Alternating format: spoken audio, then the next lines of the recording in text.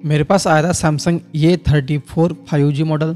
और दोस्तों ये गिरा हुआ फ़ोन है, ये मोबाइल डेड कंडीशन में आया था। इसको मैंने ऑन तो कर दिया लेकिन उसके बाद इसमें नेटवर्क नहीं आ रहा था। तो यहाँ पर मैंने बेसबैंड आईसी को निकाल कर देखा तो यहाँ पर एक ट्रैक टूटी हुई है। तो मैंने उस एक ट्रैक को बनाया, उसके बाद आईसी को रिवॉल्व करके लगाया, फिर भी नेटवर्क इसमें नहीं आया।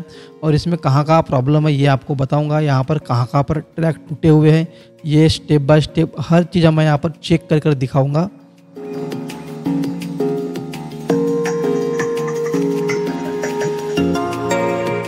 अब दोस्तों बेसबैंड आईसी का एक बॉल रिपेयर करने के बाद इसमें नेटवर्क आ रहा था, लेकिन स्विच ऑफ करने के बाद जैसे मोबाइल ऑन करते थे तब नेटवर्क आ रहा था। और ऑन कंडीशन में अगर हम सिम कार्ड लगाते थे तो नेटवर्क बिल्कुल भी नहीं आ रहा था।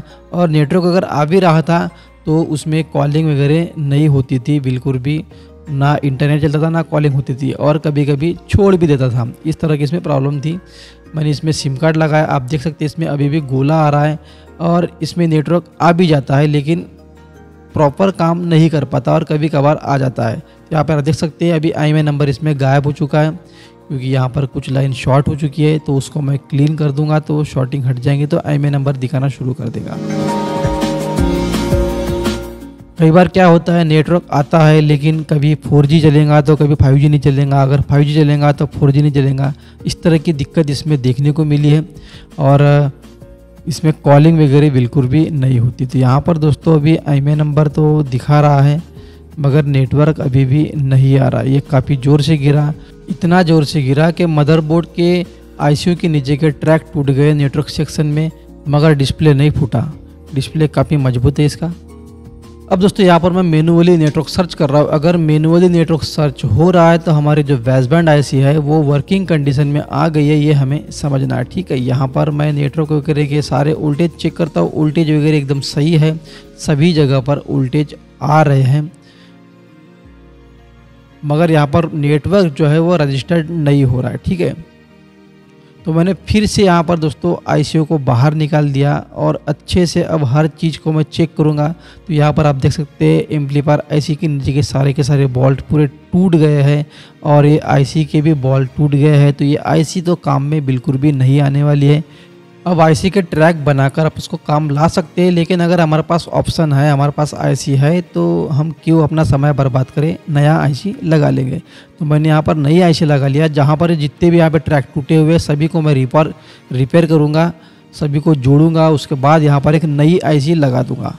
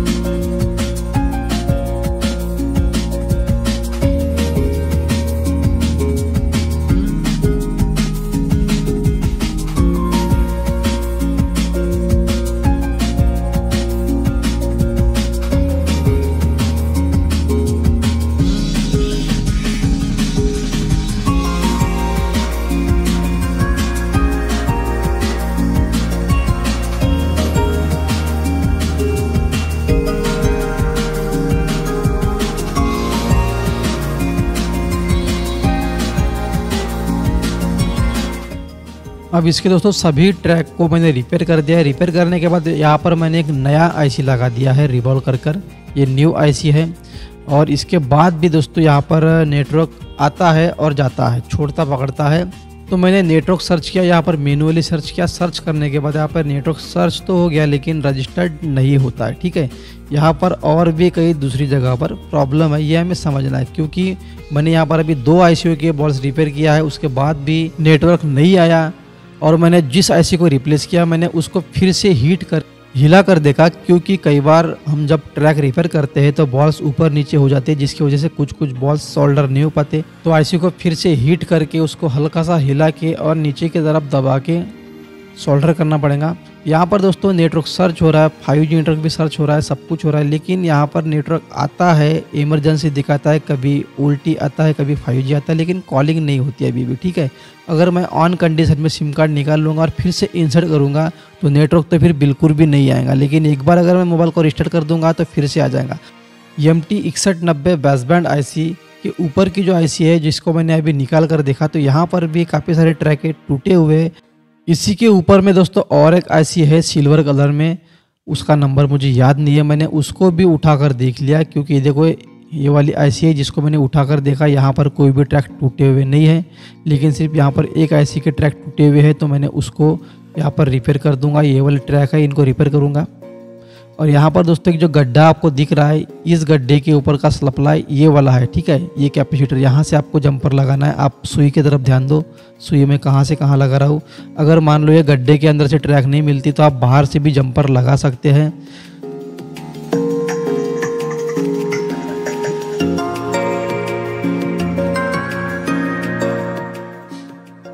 यहाँ पर सक्सेस नहीं होता है मेरे हाथों से भी, तो मैं बाहर से एक जंपर लगा दूंगा। बाद में मैं उसको अच्छे से सेट कर देता हूँ। फिलहाल मैं टेम्परेरी उसको ऐसे ही लगा देता हूँ, लेकिन बाद में मैं उसको अच्छे से सेट कर देता हूँ। तो यहाँ पर दोस्तों गड्ढे में मुझे ट्रैक तो मिल गई है, लेकिन ये बाद में IC लगाने के बाद ये छोड़ देता है और बॉल्स जो होता है मदरबोर्ड को पकड़ के नहीं रखता, IC को चिपक जाता है पूरा का पूरा, जिसकी वजह से सप्लाई कट हो जाता है। तो फिर मैं उसको बाहर से जंपर लगा देता हूँ।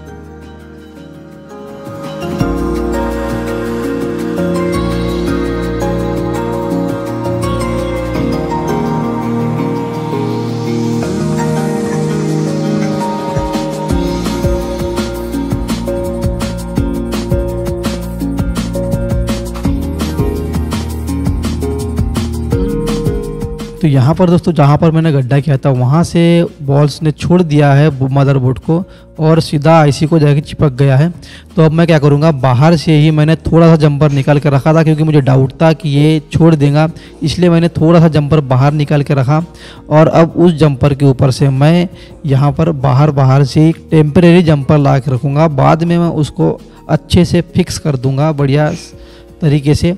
फिलहाल ये मैं यहाँ पर टेम्परेरी जंपर अभी लगाऊंगा। यहाँ पर जब मोबाइल का नेटवर्क का प्रॉब्लम पूरी तरह सॉल्व हो जाएगा तब इस जंपर को अच्छे से सेट करके मदरबोर्ड के ऊपर UV लिक्विड से फिक्स कर दूंगा।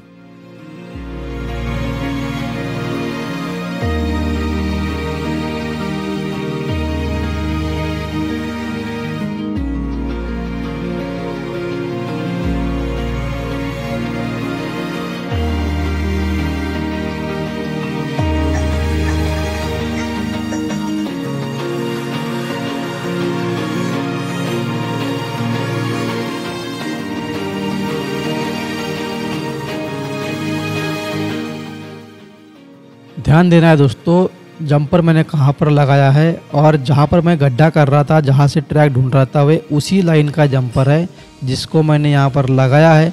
मगर दोस्तों यहाँ पर फिर भी network same to same condition थी, जैसा नेटवर्क पहले आ रहा था। थोड़ा सा बेहतर हुआ, लेकिन कॉलिंग अभी भी नहीं हो रही थी। इसमें यानी प्रॉब्लम अभी भी था, थोड़ा सा बेहतर हुआ था, बस खाली थोड़ा सा प्रॉब्लम अच्छा हो गया नेटवर्क का। लेकिन अभी नेटवर्क थोड़ा सा कंटिन्यू रह रहा था, लेकिन फिर भी कॉलिंग वगैरह नहीं हो रही थी। तो मैंने दोस्तों इसको 2 दिन के बाद फिर इसको फिर से रिपेयर किया। मैंने तुरंत यहाँ पर फेंक दिया मोबाइल को, क्योंकि मेरा मूड ख़राब हो गया था इसको देख देख के। फिर मैंने 2 दिन के बाद फिर से इसको हाथ पकड़ा और प्रॉब्लम इसका आखिर कहाँ हो सकता है उसके बारे में फिर सोचने बैठा। और फिर मुझे 2 दिन के बाद इसका फिर से प्रॉब्लम मिला, क्योंकि कस्टमर ने मुझे दिया मोबाइल बनाने के लिए और खुद ही भूल गया।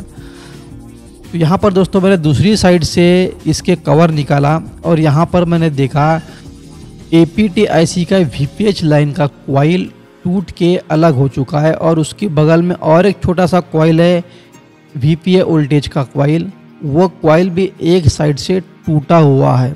ठीक है, तो दोस्तों यहाँ पर मैं क्या करूँगा, इन दोनों कॉइल को सोल्डर कर दूंगा। और दोस्तों मुझे ऐसा लगता है कि शायद इन्हीं के वजह से नेटवर्क में प्रॉब्लम आ रही थी, नेटवर्क आ रहा था मगर कॉलिंग वगैरह नहीं हो रही थी। क्योंकि कई बार ऐसा होता है कि अगर VPA voltage proper power amplifier ऐसी को नहीं मिलते, ऐसी कंडीशन में ना इंटरनेट चलता है और ना कॉलिंग होती है। ठीक है, अगर कॉलिंग वगैरह हो भी गई तो कभी कभार बातचीत भी बराबर नहीं होती, क्योंकि ये प्रॉपर वोल्टेज VPA वोल्टेज नहीं बना पाते, जिसकी वजह से प्रॉब्लम आती है। तो APT IC का काम होता है VPA वोल्टेज बनाना, जो कि सिग्नल बूस्ट करने के लिए होते हैं। अगर मोबाइल के सिग्नल बूस्ट नहीं होंगे तो कॉलिंग और इंटरनेट प्रॉपर नहीं चल पाता। तो यहाँ पर दोस्तों ये दो कॉइल टूटे हुए थे, इन दोनों को मैंने यहाँ पर रीसोल्डर कर दिया।